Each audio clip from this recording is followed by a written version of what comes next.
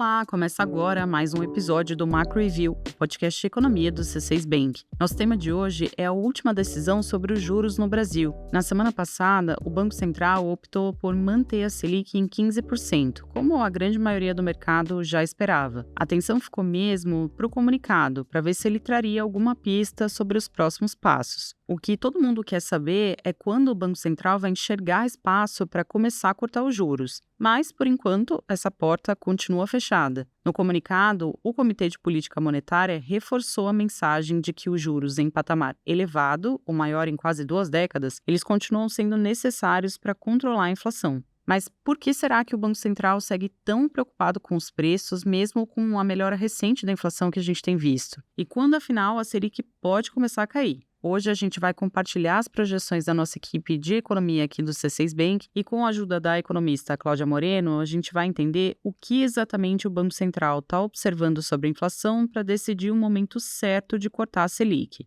Outro tema do nosso bloco de Brasil é o projeto que amplia a isenção do imposto de renda que foi aprovado no Senado na semana passada, que deve passar a valer no ano que vem. Já na parte internacional, a gente fala sobre como a paralisação do governo americano, o chamado shutdown, tem prejudicado a divulgação de dados importantes de emprego por lá. E em seguida, a gente comenta também a nova decisão de juros no Reino Unido. Eu sou a Bianca Alvarenga e hoje é 10 de novembro de 2025. Vamos lá? Os juros brasileiros estão em 15% e eles devem continuar nesse patamar por mais algum tempo. Pelo menos foi isso que sugeriu o comunicado do Copom da reunião da semana passada. É que o Banco Central continuou usando o termo bastante prolongado para se referir ao prazo em que a política monetária vai seguir nesse aperto. Havia uma expectativa entre os agentes de mercado de que essa expressão de período bastante prolongado fosse atenuada, mas isso não aconteceu. O que, na nossa visão, indica que um corte de juros ainda neste ano está descartado. A razão para a expectativa dos agentes de mercado por um tom mais ameno do Banco Central foi a melhora recente da inflação. A gente, inclusive, tem falado sobre isso aqui no podcast, né? Nos últimos meses, os preços voltaram a esfriar um pouco. O IPCA acumulado em 12 meses caiu de 5,5% em abril deste ano para 5,2% em setembro. E é possível ainda que o índice termine o ano dentro do limite de tolerância da meta de inflação, que é de 4,5%. Mas, ainda que alguma melhora esteja acontecendo, os preços vão continuar distantes dos 3%, que é o alvo estabelecido pela meta. E é daí que vem a prudência do Banco Central. O BC tem reforçado a necessidade de manter o aperto dos juros porque as expectativas de inflação dos próximos anos continuam fora da meta. E na nossa visão, essa cautela faz todo sentido. Vale lembrar que a inflação está acima da meta há bastante tempo e, inclusive, estourou o intervalo de tolerância em 3 dos últimos 4 anos no Brasil. A meta só foi cumprida em 2023, mas foi por muito pouco. O IPCA ficou muito perto do limite de tolerância, exatamente como pode acontecer de novo agora em 2025. Mas afinal, qual é o problema de ter uma inflação de 4% ou 5% quando a meta é 3%? É que quando a inflação passa tanto tempo acima do nível esperado, a confiança dos trabalhadores, das empresas, dos investidores, essa confiança da sociedade de que os preços vão ser controlados, ela diminui. E isso faz com que as expectativas de inflação subam. A lógica é a seguinte: com essa crença mais frágil, as pessoas passam a já embutir nas suas contas uma inflação mais alta nos próximos anos. Assim, o reajuste dos salários e dos preços de mercadorias, por exemplo, tende a ser maior, o que alimenta a inflação agora no presente. É por isso que, olhando para o futuro, a gente ainda tem desafios para o controle da inflação, mesmo com a Selic mantida em um patamar tão elevado. As próprias projeções do Banco Central sugerem que o IPCA vai continuar acima da meta até pelo menos o segundo trimestre de 2027, quando o BC enxerga uma inflação de 3,3%. Por outro lado, vale ressaltar que essas projeções do BC têm sim melhorado aos poucos, mostrando uma inflação cada vez mais perto de 3%. Na visão deles, a manutenção da Selic no patamar atual vai ser suficiente para levar a inflação para a meta no longo prazo, o que também sinaliza que um aumento de juros está descartado no cenário atual. E olha, o tom do comunicado e as projeções do BC reforçam a nossa expectativa de que a Selic vai terminar o ano em 15%. A gente não vê espaço para começar o ciclo de flexibilização por enquanto. Inclusive, a gente acredita que essa decisão de pausa também deve se repetir na primeira reunião do Copom Copom de 2026, lá em janeiro. Na nossa visão, os juros só vão começar a cair na reunião seguinte, em março do ano que vem, quando o BC finalmente deve enxergar a inflação ao redor da meta no seu horizonte. Mas afinal, o que é esse horizonte do Banco Central? Para onde que ele está olhando quando ele toma as suas decisões? Quem vai explicar melhor isso para a gente é a Cláudia Moreno, responsável pela cobertura de Brasil na equipe econômica do C6 Bank.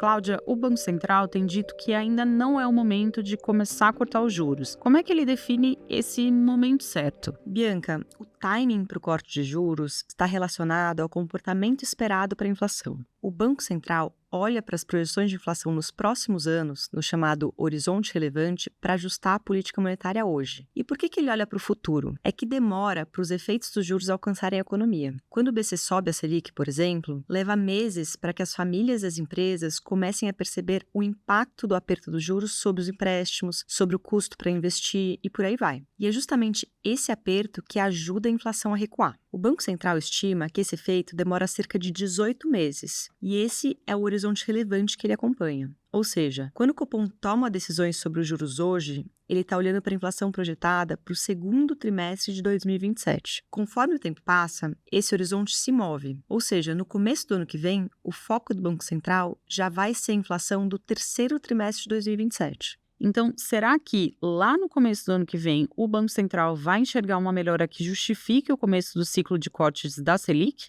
Olha, os números que ele trouxe na reunião da semana passada dão uma pista sobre isso. É como você falou, as projeções do Banco Central estão melhorando aos poucos, e ele está vendo agora uma inflação que deve chegar a 3,3% no segundo trimestre de 2027, que é o horizonte relevante atual. A meta de inflação, lembrando, é de 3%. Lá no começo do ano que vem, o horizonte relevante do Banco Central vai se mover do segundo para o terceiro trimestre de 2027. A gente vai andar uma casa no tabuleiro. Parece uma mudança pequena, mas ela pode fazer toda a diferença para o corte de juros. E por quê? É que a gente acredita que a projeção de inflação do terceiro trimestre de 2027 vai ser um pouco mais baixa do que a do trimestre anterior. Então, quando o Banco Central mirar esse horizonte, ele possivelmente vai enxergar uma situação melhor, de uma inflação muito perto da meta. Aí sim, ele pode começar a sinalizar um corte da Selic. Cláudia, uma parte dos analistas de mercado tem falado em um corte de juros mais cedo, talvez já na primeira reunião do ano, em janeiro. Por que a gente acredita que o Copom vai ser mais prudente e vai esperar um pouco mais? De fato, o Copom tem mostrado uma postura mais cautelosa nos últimos discursos. Mesmo com as projeções de inflação caindo, ele manteve a porta fechada para o corte de juros. O Banco Central parece não querer correr o risco de cortar os juros antes da hora. Isso depois de manter a Selic alta por tanto tempo. Seria como jogar parte do trabalho fora, ou como colher uma fruta que está quase madura. Ou seja, o Copom quer ver mais evidências de que a inflação está mesmo caindo e que as suas projeções estão chegando na meta, o alvo que ele precisa alcançar. Essa postura cautelosa esteve presente nos últimos comunicados da autoridade, o que reforça a nossa expectativa de que a Selic só vai começar a cair em março do ano que vem. Mas vai ser importante acompanhar a divulgação da ata da última reunião, que vai detalhar a decisão agora de novembro do Copom, e também ver qual vai ser a mensagem do Banco Central na reunião de dezembro.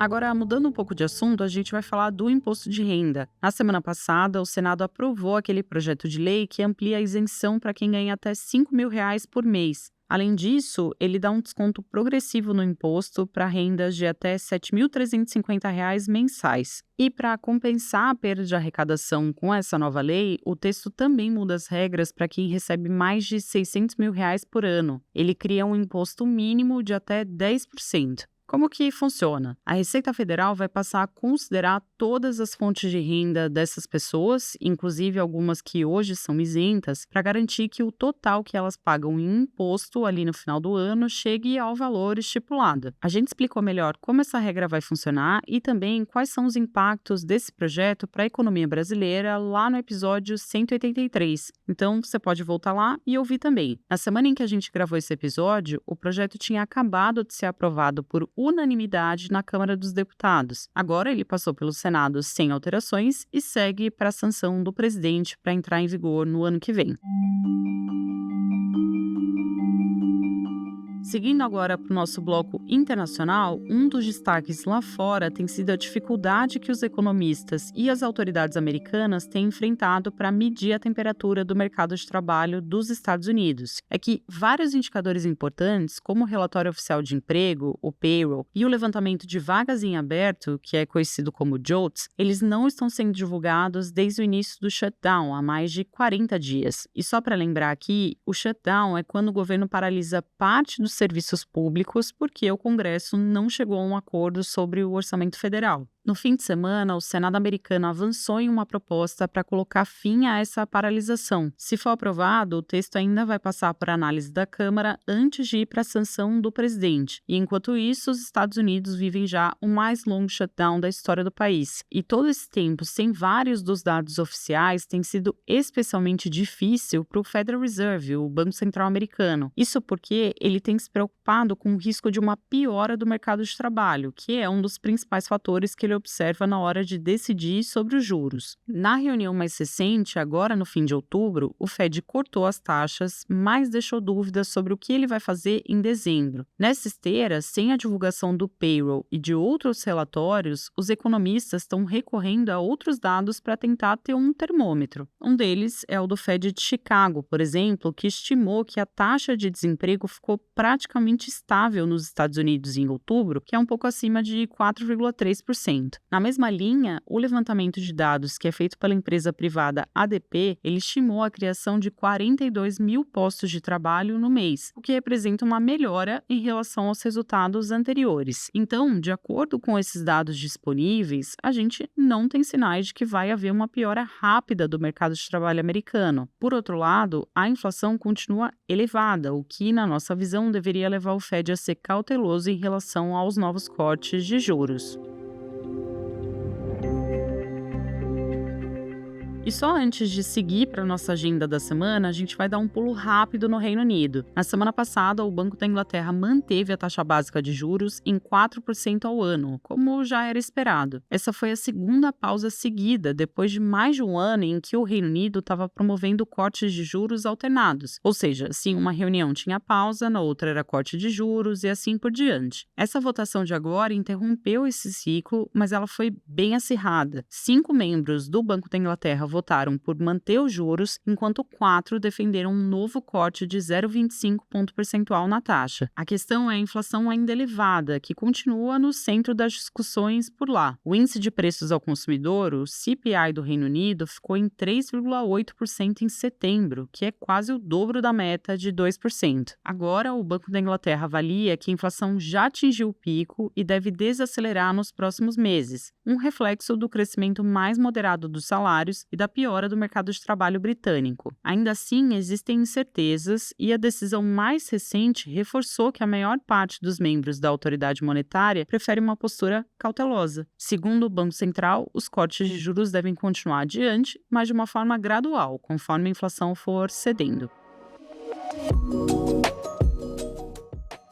Hora da nossa agenda. Eu compartilho agora os dados econômicos que a nossa equipe acompanha nos próximos dias. Amanhã, terça-feira, o Banco Central do Brasil publica a ata da última reunião do Copom, mais detalhes sobre a decisão de juros que foi tema do nosso episódio de hoje. No mesmo dia, o IBGE divulgou o IPCA de outubro. A gente projeta uma alta de 0,15% na inflação, considerando aí um alívio nas contas de energia elétrica por causa da redução da bandeira tarifária. Na quarta-feira, sai o resultado da pesquisa mensal de serviços, a PMS de setembro. A gente projeta uma estabilidade em relação ao mês anterior. E no dia seguinte, quinta, tem a PMC, que é a pesquisa mensal de comércio, também de setembro. Nesse caso, a expectativa é de uma leve alta em relação a agosto no varejo ampliado. E para terminar, também na quinta, está previsto para sair o CPI dos Estados Unidos, os dados de inflação ao consumidor. É claro que tem a possibilidade dessa divulgação não ocorrer por causa do shutdown, como a gente falava agora há pouco, mas eu vou compartilhar aqui a nossa projeção. A gente espera uma inflação ainda elevada nos Estados Unidos, com risco de uma alta nos preços dos bens por causa das tarifas comerciais. E por hoje é só. Se você gostou do episódio, não esquece de seguir o Macro Review para não perder nenhuma novidade. Também pode avaliar o podcast, é muito importante aqui pra gente, e contar nos comentários o que você gostaria de ouvir por aqui. Quem faz parte da equipe econômica do C6 Bank são o Felipe Salles, a Cláudia Moreno, a Cláudia Rodrigues, o Eliezer Jacobi